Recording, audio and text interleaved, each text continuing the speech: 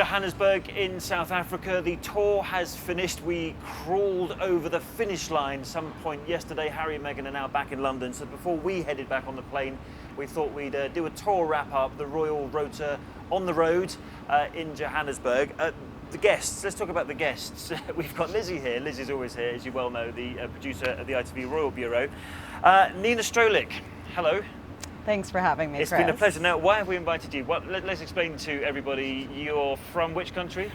I'm from America. And you write for which publication? I write for National Geographic. And what have you been doing for the last 9 or 10 days?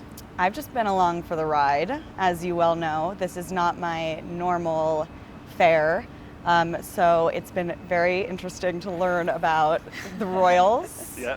So the first ever royal tour you've ever been on. First ever. And boom, you end up in 4 countries over 10 days on a private jet, stuck with some people from ITV. It was pretty tough, wasn't it? Yeah, it was pretty awful. Yeah. You guys were no fun at all. No. Should we ask Lizzie if she went on the private jet? Lizzie, did you go on the private jet? There? No. Right, okay. So when I flew over a commercial. Right, I okay. really remember you there. So we should but- probably explain to everybody, so for Harry to get around as many countries as he did, and because of the very remote locations that we went to, they put on some quite small planes, propeller planes, a bit bumpy at times, weren't they? A little wobbly. 7 seats. One of those 7 seats was occupied by Nina. There was a couple from ITV, and there was a documentary crew. We'll give you more details on that nearer the time. It was busy, wasn't it? What do we say about this tour? Very, very busy. 10 days, 4 countries. The couple of split, had separate programs, which is quite unusual for them. When we did Australia and New Zealand, they stayed together the whole time and we all followed them round. This has been a very This was logistically challenging, wasn't a it? very different And tour. what was that baby who came out halfway through the tour? Yeah, Oh, day Archie. 3, we got to Right. see Archie on his first official engagement. Right, which was so we really do that. lovely. So we just thought, how are we going to do this? We thought we would probably do it chronologically. So should we just, can you remember as far back as that township in Cape Town called Nyanga, which had the highest number of murders in South Africa, a really, really serious problem. I mean, as across South Africa, Meghan and Harry wanted to bring attention to that, to gender-based violence as well. I mean, the tour really hit the ground running, didn't it? And in quite a, how would you call it, gritty location? I mean, Yeah, so we didn't have any arrivals off the plane, seeing the family. It was bang, straight into the first engagement of that township, which, as you say, is described, dubbed the murder capital of South Africa. So, I mean, we were kept sort of on the edge of the township, but you didn't have to walk very far. And we met Which we did, didn't we? Which we did, Yeah. to meet some people. Kind of, we got out of a sterile sort of hub, and the bubble. we met a guy that had said he'd been shot in the leg, and a girl who was terrified about being broken into and being raped or killed. Yeah. So, you know, And this was literally sort of just a couple of minutes Yeah, down from where not Harry very and far at Meghan were. Seriously, wasn't it? Well, Nina, what did you make of that? I mean, you're now on your very first engagement number 1 of the royal tour. What are you doing? You're sort of standing there thinking, what's going on here? That is what everyone was asking me. What are you course, doing here? Do you belong here?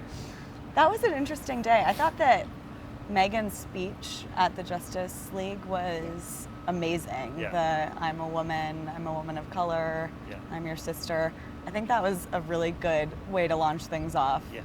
It was definitely unusual for me because I typically work alone, so suddenly I was with like 80 members of the British press. So tell me kept what you it make in about a that, because fence. there are people in certain parts of the world who think the royal press pack, and there's journalists, there's cameramen, there's photographers, there's TV people, there's newspaper people. You're having a conversation with someone at the back of the pack. What are you thinking about this whole thing at that stage? It was a bit of a circus. I can't quite imagine being followed around by that crew for my entire life, as the royals have done. You can sort of see how they sometimes just think, what on earth is this? How Why you can't they all might go away? lose your patience and what did you make of occasionally. the waiting around? Oh yes. That was rough. Yeah. We would get everywhere with about an hour and a half to spare. Hour and a half is generous. Sometimes Yeah. 2.5 In the hours before they baking got there. sun. Why are we here? You know? And then as soon as it ended, right when you thought, oh, that'd be a great person to interview, maybe I could get the contact for that person, we were Go to hustled the bus, on go the to the bus. bus. We Yeah. gotta be there before Harry gets to the and next then you spot. say, no, we really need to do some interviews. Right. No, and they said, no, get to the next location. You're And what do you do at the physically next dragged. location? You wait for 2 You hours. wait, and you sit and you wait and you think about all the great interviews you could have done that you didn't. Yes, but instead you're waiting in the baking sun for the next engagement. And you're kept quite far, at least the engagements in South Africa with the whole press corps, I wasn't expecting to be so removed from what was going on. It felt very separate. It got a little better once we got out of South Africa. And we'll talk about that in a moment, because when you say you felt very separate, you actually had quite a private interview with Prince Harry himself, which happened in Botswana, didn't it, if I remember correctly? Yeah. So the second day we were on a beach. I mean, anyone watching this in the UK will think it's raining a lot at the moment, and you're on a beach in South Africa. It's springtime here, by the way, about to be summer. A windy old location. Yeah, they were due to come down onto the beach and to do some work with a charity that uses surfing to help children with mental health. Yeah. And they were going to do an exercise on the beach with these kids, and it was just far too windy. So we all waited, and then at the last minute they moved us all up to... Our skin was exfoliated by the sand, wasn't it? Because it was absolutely that windy, and they slightly moved it. I think the serious point here, I mean, it continually shocks me when I come to South Africa, is just the size and the scale of the townships and the poverty within them. I mean, and this event was about getting children from the townships who probably are afraid of the sea, can't swim, live in families that might be violent, or they have some really difficult situations. And these townships that we saw were literally over the road from the beach, weren't they? To give them sort of an escape from that township and something else to focus on for a few hours. So it was a really good engagement. But it was a shame that we had to move it from the beach, which was a beautiful location. It was absolutely stunning, wasn't it? And even there was some, there was that other sort of press pack moment where there was lots of shouting because people couldn't see, and it's been talked about quite a lot on this trip, isn't it, about the way in which some of the photographers, they want their picture. I mean, that is their priority. A lot of them are self-funding to come here, but there is that tension, isn't there, between the actual event that's going on and giving the photographers access to Harry and Meghan. Mm-hmm. Yeah, at the first engagement in Cape Town, I heard one of them yell at the woman who had founded the organization to get out of the picture, and I just thought, she founded this. We're here because of her. And what are you thinking at this point, as a newcomer to the Royal Rota, as it were? It was a surprise. I imagine that things work similarly on the campaign trail in the US for the political journalists and the pools, but I hadn't quite experienced the paparazzi style. So when you have to cover Donald Trump's re-election, you'll be completely ready for it. If National Geographic sends me to cover Trump, well, actually nothing would prepare me for that. Now, we split the programme. Some of us had a sort of personal plane waiting for us to take us to Botswana. Others of us stayed, but you had quite a good event to stay for, didn't you? We did. So day 3, Harry and Meghan went to visit Desmond Tutu, and that morning we found out that they were going to take baby Archie with them. So I think that was really the moment that everyone was waiting for on this tour. And before we came, it wasn't confirmed, and they'd said the couple really hoped to be able to include Archie in the programme. But it was very TBC, the baby. We weren't sure when it was going to happen, where it was going to happen. It was probably going to be when they were all 3 of them together. So there were only so many locations it could happen. Yes, and day 3 we got to see him. An interesting way in which they did it, because they I think we probably spoke about this on the last programme before our table falls over in the wind. I thought that they would do it in the most controlled way possible, and that's exactly what they did. They didn't bring him out to a big event where everyone could film him.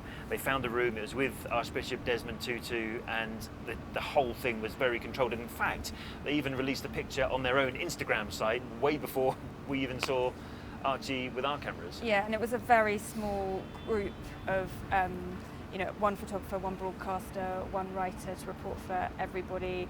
So the group was kept very small.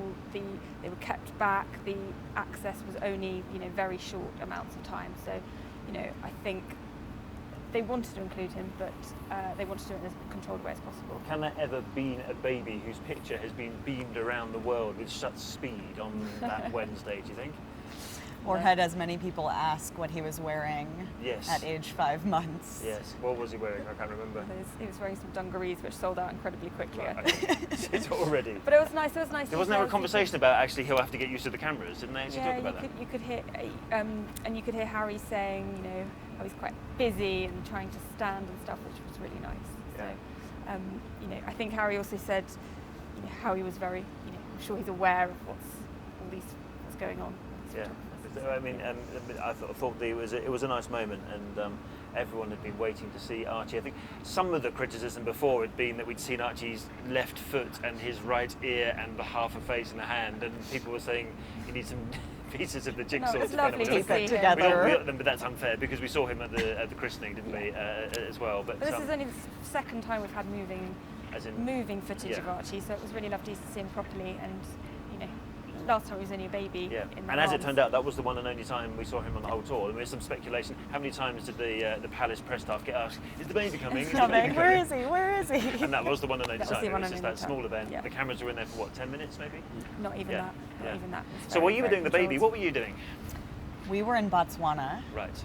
actually. We're on our way to Botswana. We're on our way Yeah. to Botswana. On a one of our 7-seater jet. One of our 17 Right, flights. so how do we explain to people what happened? Because it was a reasonably small plane. It had a lot of heavy people on, speak for myself here, but some heavy equipment as well, which meant it had to do quite a few refueling stops, didn't Yeah, it? I think it took us 3 trips to get to Botswana from South Africa, from Yeah. Cape Town that day. Yes.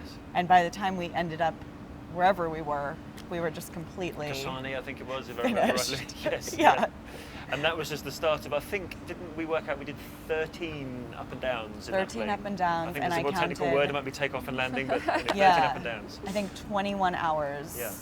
in the Wow. air. So you got to know, I mean, clearly, for someone we'd never met before, we were in a very confined I know space. everything about you, Chris. Yep, and the cameraman, Everything. Barney, you know everything about know Barnaby. everything about Barney. Yep. There are no secrets between plane 1. Yep, and you know everything about the documentary crew, more details Exactly. to come. Exactly. Oh, that's gonna be a good one. So we called our plane Plane 1.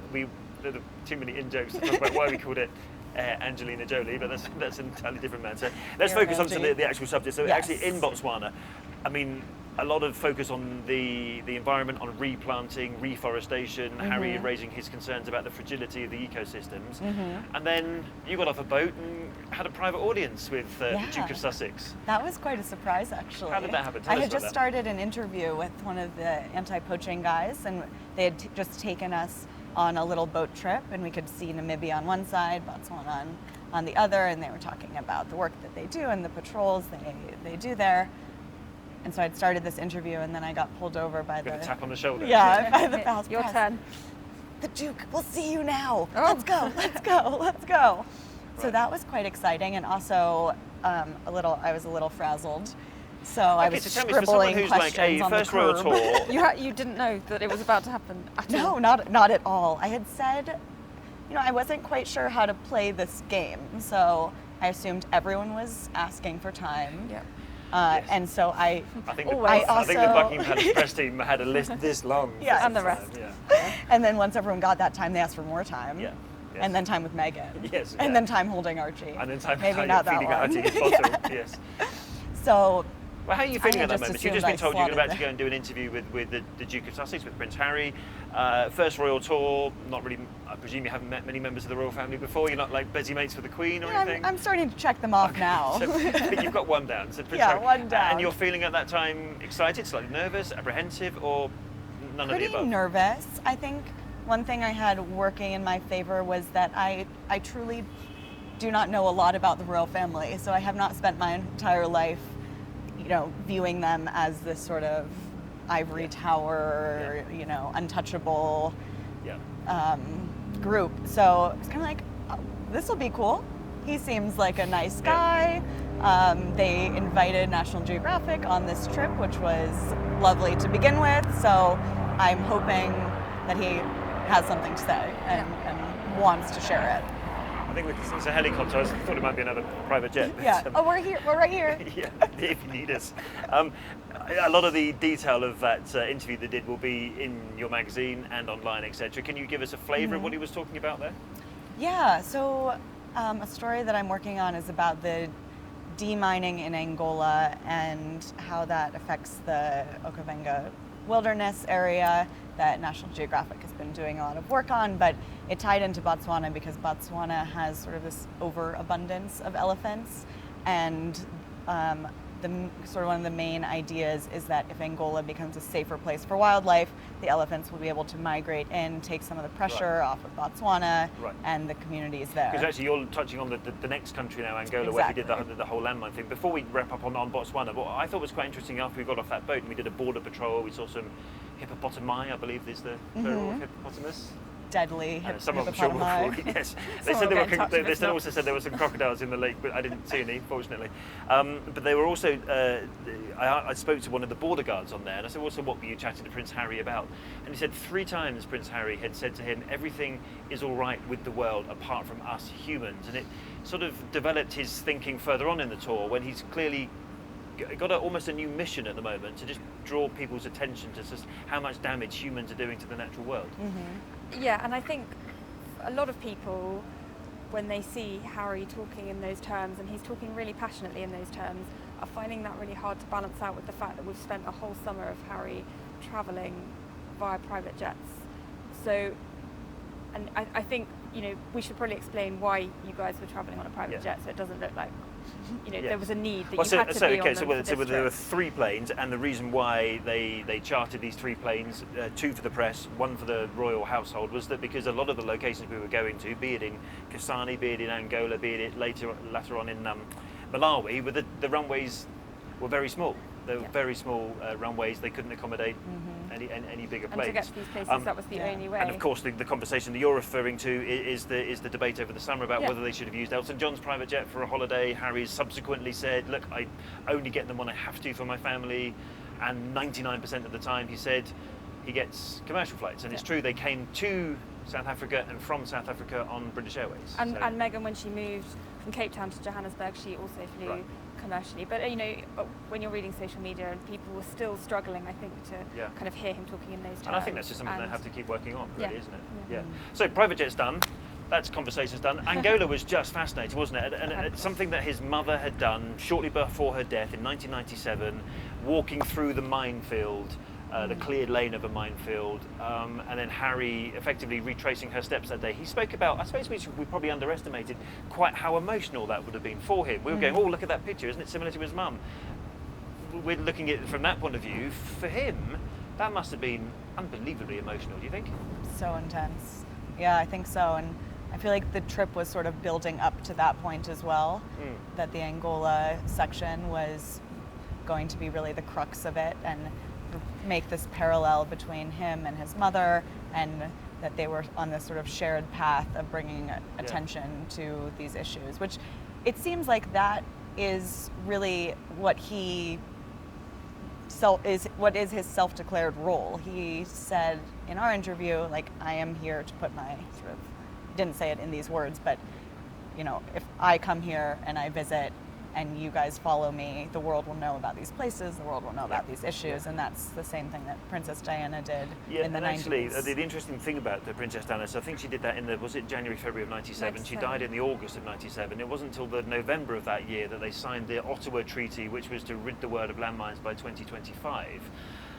We're not that far away from 2025, and what do we say? In Angola, there's still 1,200 minefields left. There's still a lot of work, and I think the whole point of Harry's visit there was really to sort of remind the world, you need to refocus on this, we need some more money to do it, otherwise we're not going to hit this target in 2025. No, I think people would probably, you know, it's probably still quite surprising or shocking that there are still so many landmines, and Harry seems determined to carry his mother's kind of legacy on in that field.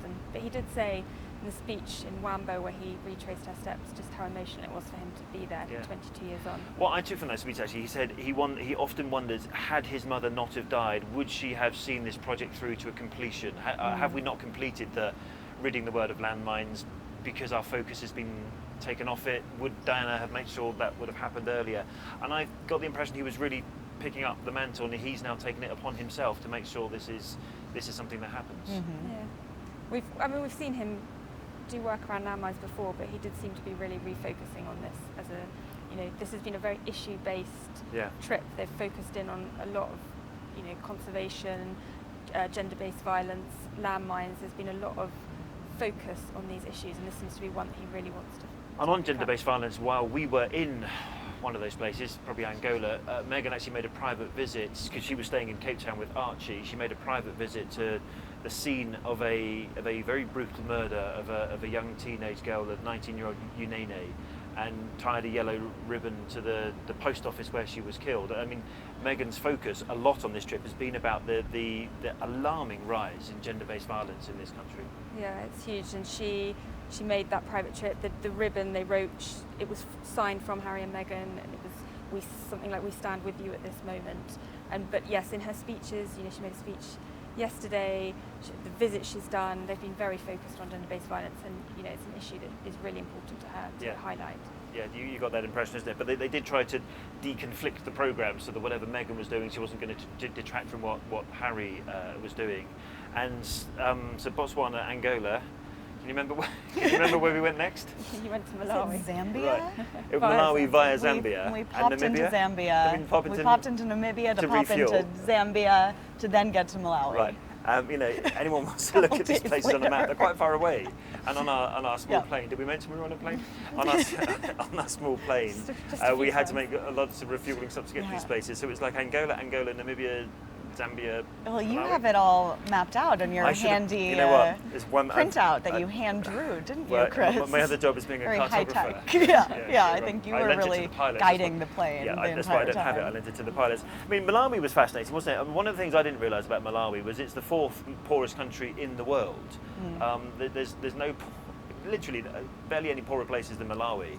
And yet, whilst it's at the bottom of the league tables for poverty, it's very, very near the top of the league tables for population growth, which is what Harry was sort of focusing on part of the trip, keeping girls in education, stopping girls becoming mothers at 16, 17, 18. And then we went to that college where there was that just phenomenal singing, and that was amazing. Megan Skyped in. I didn't know people still use Skype, but she that either was WhatsApped really in cool. or FaceTimed in or Skyped in, whatever she did. They'd said to us they'd hoped to include her if technology allowed, and it did. So there she was. And the singing was phenomenal, wasn't it? And everyone was so excited to see them, especially Meghan. I think Harry continuously referenced the fact that everyone was a little more excited. Didn't he say something like someone you actually see more than me? Right. I'll just step aside. I thought they were really inspiring, and actually, the whole point of it was they've got to keep girls in education and stop them being pulled out of school at age 12 or 13 or 14 to become very, very young mothers, wasn't it? Yeah. So really serious issue. And the woman who ran it had gone through the program herself, I believe, and risen through the ranks. She was so inspiring. She was incredible. Yeah, actually, you just wanted to take a bit of her energy, didn't you? And, there was that funny moment when one of our journalists asked her about her hopes for the project or something. Do you remember this? Yeah. And she was like, "It is not a project. Yes. This is our mission in life. This is our entire life's work, and there is no end date to this project." Wow. Mission. Yes. But she was amazing. And the other point of Malawi was actually because it's got some really, really big national parks in there. Again, we're back into your territory of for National Geographic here, and focusing on some pretty big issues like anti-poaching, on the fragility of the ecosystems in and around those parks, and it involved landing on quite a bumpy, dusty runway, didn't it? But being met by a glass of cold iced tea. That was quite interesting, wasn't it? Because literally it felt like we landed in the middle of nowhere in this park, and someone came up to us and said, "Hello, sir, would you like a glass of iced tea and a towel?" And we were like, "Wow!" It was just. We could have used that after an hour of being covered in dust. Commercially, I'm afraid. No. But even the journey to the event sites in that park was amazing. We passed elephants, gazelles, rhinoceros. No, not rhinoceros. Buffalo. That's it. Yeah. Apparently there were lions about 15 minutes away, but again, gotta beat the Duke to his destination. So you know what we haven't mentioned, actually, sorry, when you're talking about lions, I was thinking about animals that you're afraid of. We could slightly rewind to the camping night in Angola, where we were staying in tents for the night. I saw a snake in the dining tent and immediately thought the place was covered in snakes. There was a crocodile in the river that the previous day had eaten a pig. A wild hog or something. And then someone else mentioned it had grabbed a cow earlier as well. So this hungry crocodile had already had a pig and a cow. And we were camping next to the river. Feet. Yeah. So we were right next to the river. It was pitch dark. Anyway, there were poisonous snakes. Snakes and crocodile in Angola and lions. Chris tormented me with a photo of that snake for the remainder of the trip. Yeah. And it was yourself as well. It was in this national park that some people had an interview with Prince Harry. Oh, were you there? Yes, sorry. It was Oh, sorry. Prince Did you Harry, have sorry. an interview with Prince I Harry? just didn't Because I want to bring it remember up. I had an I didn't interview want to with bring it Prince up. Harry. So we've talked about your interview with Prince Harry. Do you want me to talk about my interview with Prince Harry? Nah, pass. Again, and we spoke very much about, he'd had an article in the Daily Telegraph that morning. Again, it was really focused on the damage that humans are doing to the world, and we had a really interesting chat, and really he was very passionate, very concerned, I thought, in there about, you know, about the natural world. And also what I found very interesting was when he mentioned that you know, in a place like Malawi, is really poor. Are people actually going to think about climate change? Probably not. They're thinking about tomorrow and surviving until tomorrow. And you know, he referenced he does try to make sure. I mean, can he, as a prince, tries to put himself in the shoes of these people? You might be cynical and say he can't, but it was something that he said in the chat that we had. He spent a lot of time in those countries as well since Yeah. he was a kid. So I imagine he has seen even more than we Yeah. Now we're very realize. close to the tour being at a close. Malawi we were heading back. So I mentioned the plane again. We were heading back in our plane to Johannesburg. Meanwhile, you were meeting somebody else. Another team with me were in Johannesburg, where Meghan had a day of engagements which were really focused around gender-based violence. Right. And we'd done a piece around gender-based violence.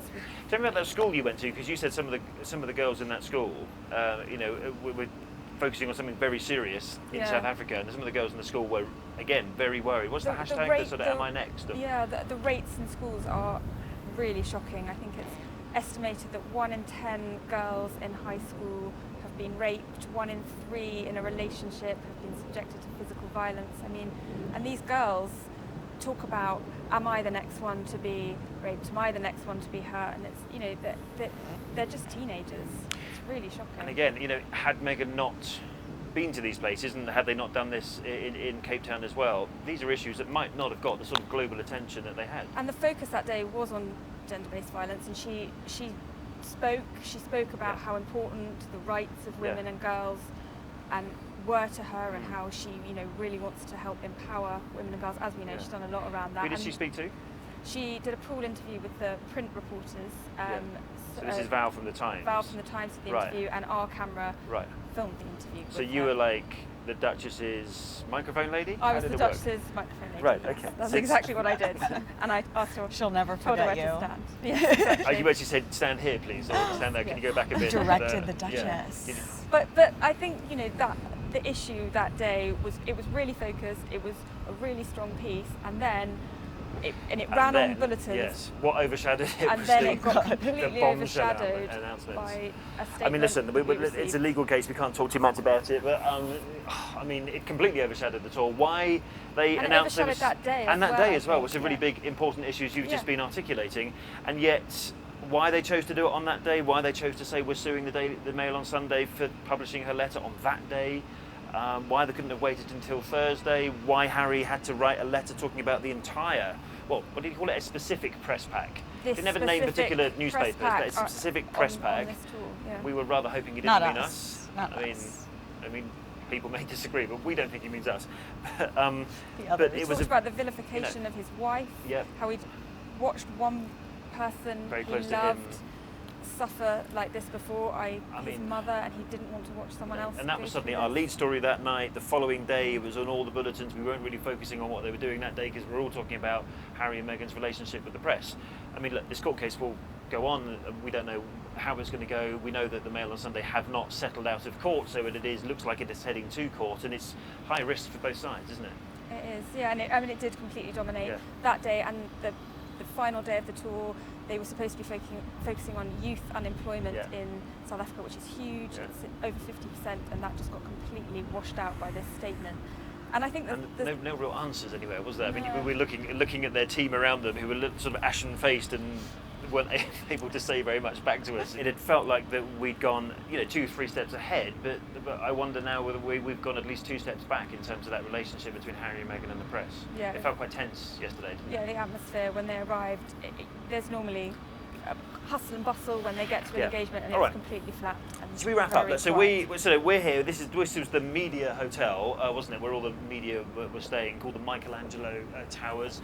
This thing is apparently the tallest hotel, the tallest building in Africa, and it's going to be called the Leonardo. So they've definitely got things for Renaissance artists around here, unless they just really like the Very Teenage grand. Mutant Ninja Turtles. I don't know which it is. Maybe. Take a step back, just very briefly. As a new arrival on the scene, apart from your glowing references about the British press, in particular ITV, what will you take? How will you remember the past 10 days? It was a whirlwind. It's hard to even piece out what day, what country, what event, what issue, but it felt authentic. I think his interest in the region and in the issues and conservation especially were really authentic. After your exclusive interview in Malawi, when I popped in and asked him a few questions, And we should I don't say know it if wasn't you recall, exclusive, it was not a full interview photographed. for everybody, but Yeah. anyway, yes. I'm glad you think it's exclusive. It's very exclusive. He said, he's president of African Parks, which runs both the parks that we were in and around, and he said that he loved that organization because he actually reached out to them to get involved. They didn't reach out to him. Yeah. He seems to really, really want to get his hands dirty and be involved. He seemed very genuine to me, at least in our time chatting. Fascinating. Lizzie? I think it was. I mean, the tours, they're always a whirlwind, but this one was really good because it was so focused around issues, and it was really strong each day. There was like a theme every day, I thought it was really well and having those executed, words wasn't from it? them around those issues made the pieces much stronger. And I know the end of the tour was distracted from because of the statement, but up until then it was a really strong tour. I Up thought. until that point, yes. Yeah. It was all very much focusing on the issues. And until lovely to see the baby, of course. Yeah, exactly. So, they're back in London now. We're heading back very shortly, and you're going back to the States, presumably, or are you just going to become a hang out permanent here follower for a of Harry and while. Meghan now? Yeah, So, I think I might join the Royal Press Well, Pack. we're off to Pakistan next, so you're Yes. welcome to See you join there. us. See you there.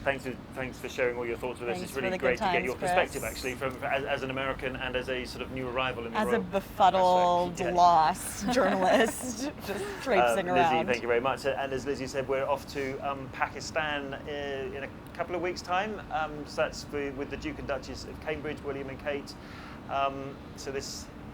The tumbleweed keeps rolling. Going across Africa over the past few days was both fascinating. It was a bit like a whirlwind in many respects.